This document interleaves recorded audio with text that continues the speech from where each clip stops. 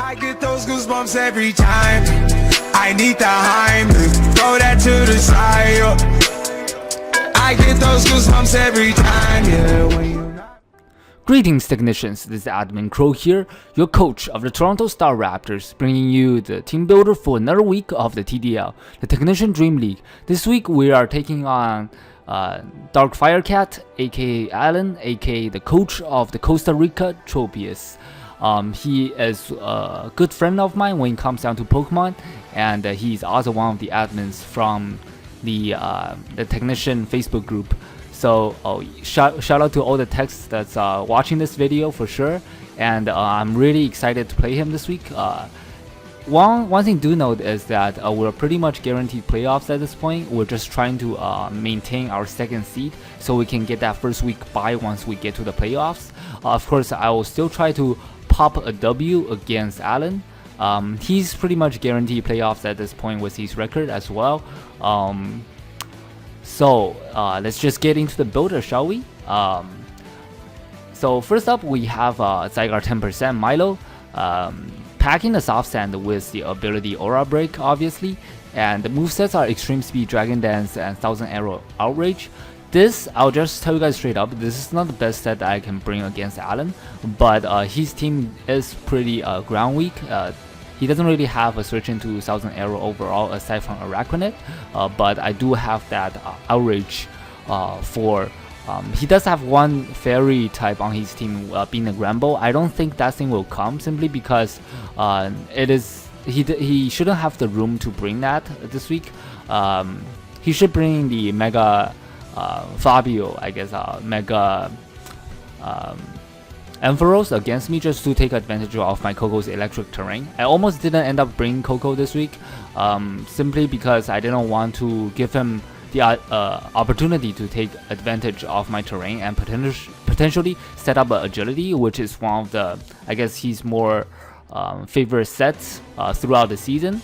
But the 1000 Arrow is just there for general stab to hit my main move to click against him. Dragon Dance is to find the opportunity to set up 2+1 so I can potentially sweep his team, and Extreme Speed is very essential against his team simply because he also have an Extreme Speed user, being the Ante.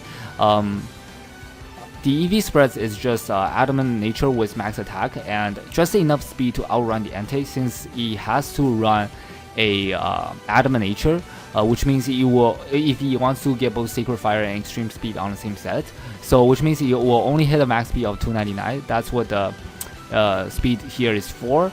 I don't have enough speed to outrun a max speed Mew with a speed boosting nature, which is a base speed of 100. But the reason that I didn't EV this to outrun the Mew or the Superior is because I want to run Adamant over Jolly to help me hit a little bit better. But let's see if I end up regretting this in the actual game. But that's pretty much the set. The rest of the EVs I dumped into defense instead of HP, simply because Zygarde 10 has a little bit more defense than HP, so I will get a little bit more benefit from dumping EVs into defense than HP, simply because I just want to take the potential extreme speeds a little bit better. So up next we have Demonic Pillar, the Claydol, packing a Papa Berry, and the ability is Levitate. A Papa Berry is because I really don't need item on this thing, but in case it gets low enough, I can just eat up that juicy berry and potentially bring me back up. Initially I had a Assault Vest on this thing, but I really want to fit Stealth Rock on it as well. That's why I opt to go against that, so I end up putting the juicy berry instead. Rapid Spin is obviously there for hazard control, and Earth Power is very good against his team. He doesn't really have a ground resist aside from a Superior and the Araquanid.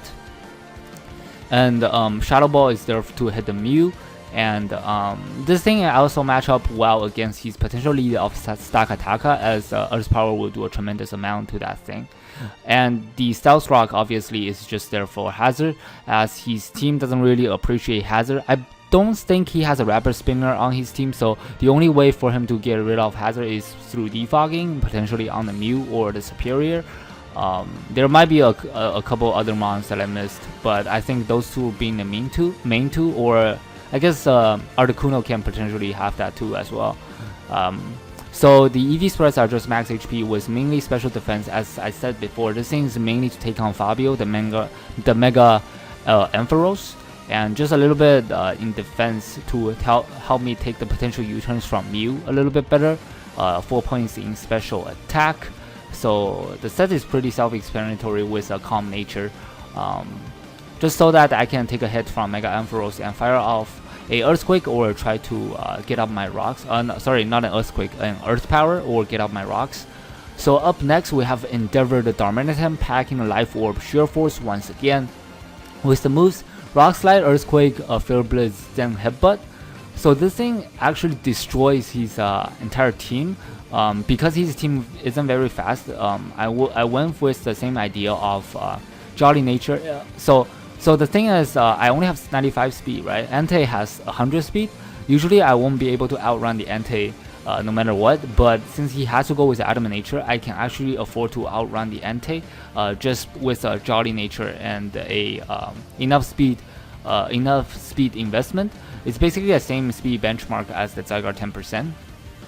And the rest, I have 188 in attack and most in HP. I forgot what the attack is for, but I don't think it was for anything actually.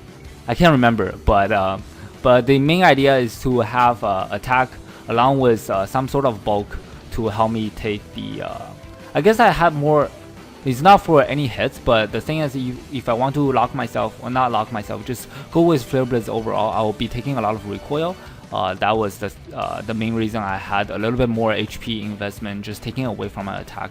Plus, any member of his team will be 2-hit KO'd anyways, barring a fully physically defensive Mew. I think that was the only thing. Rock Slide is there for the Araquanid, and Earthquake is there for the Entei, so in case I don't want to miss. And it's also there for the Stakataka and of course the Mega Ampharos. Flare Blitz is just to hit everything else. Basically, I can almost always go for a Flare Blitz, and Zen Headbutt is there to hit the. Also Earthquake is there for the Alola Muck, and Zen Headbutt is there for the Conkeldurr, I believe. In case I don't want to take recoil while dishing out damage. It also gives me that nice flinch chance as well. There was one other thing that Earthquake was for, but I couldn't remember it off the top of my head, but it's mainly there for the Conkeldurr, I believe. So yeah, up next we have Gungnir the Celesteela coming back once again with the Groundium Z ability Beast Boost. The moves are Earthquake, Air Slash, Substitute, and Leech Seed. I am packing a mixed offensive attacking moves this week with EV spread of mostly physically defensive. You see like the EVs all over the place simply because I want to be able to dish out damage, a little bit more damage with my attacks. That's why I put a little bit in attack and special attack, and just special defense a little bit to help me take hits from special side a little bit better, but it's mainly here to act as a switch into the Conkeldurr and the Araquanid. I believe those two are the main two, but it does get shredded by Bandit, Sacred Fire from the Entei, or any electric type of attack from the Mega Ampharos. And I also think that there's a great chance that he brings Mudsdale. That's why this thing is there to act as a switch into the Mudsdale, because that's the only ground immunity on Allan's team. And I do have a minus speed nature. I believe I should still be able to outspeed Conkeldurr even with minus speed nature.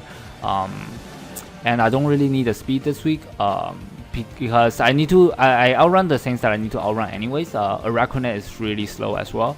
And the Groundium Z with Substitute, the idea is to force out one of his physical attackers or his walls with Celesteela and be able to get up a sub and fire off a Groundium Z if he decides to go offensively switching into his Entei, thinking that he can force me out with a Sacred Fire.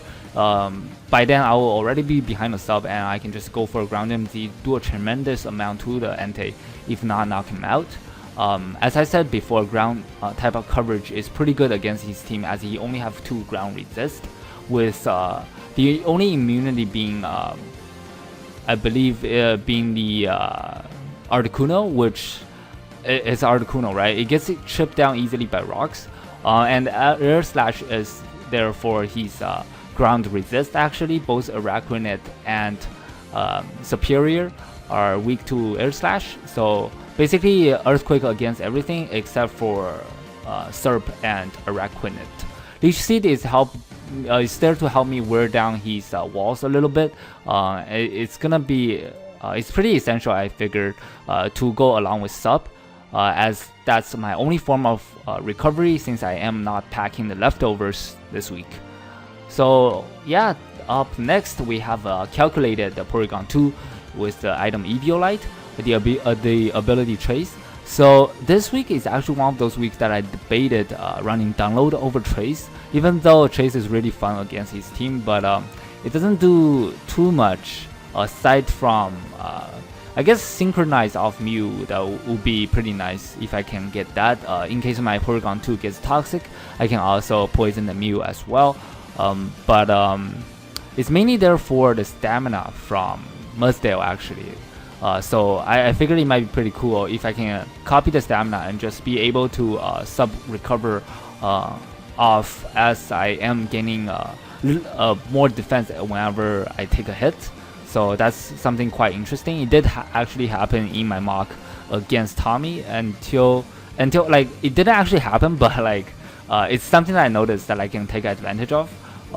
Anyways, Side Shock is there to hit the Conkeldurr actually, so it's the same idea with Celesteela. Just be able to get up a sub against his fat and then fire off a Side Shock as he goes into his offensive check for my P2.